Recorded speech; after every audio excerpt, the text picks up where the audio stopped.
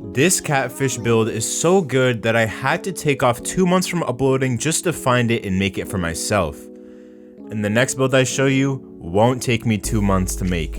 Make the build a power forward and the handedness and jersey number do not matter. It's called a catfish build because the build is a multi-position defender that uses the more blue than green pie chart, and for the physicals here, you want to go with either the all agility or the balanced pie chart. And on the screen, I have the physicals from the test builder, and there's not much of a difference between the two, but I would lean towards the all balanced pie chart because the strength is way higher than the all agility pie chart, and the speed and acceleration aren't that low in comparison, so I would go with that pie chart. It's the one that I went with in the video, but you can go with whichever one you'd like.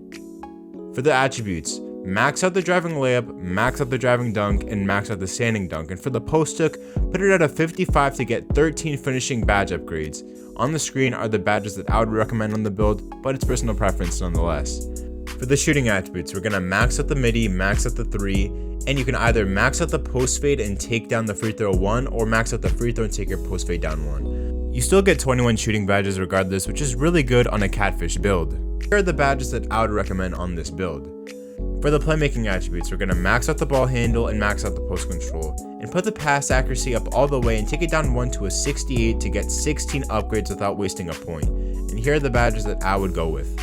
Finally, for the defensive attributes, we're going to max out the perimeter defense, max out the block, and max out the defensive rebound. And with these 23 points, we're going to max our interior defense for a total of 4 defensive badge points on a catfish defender build.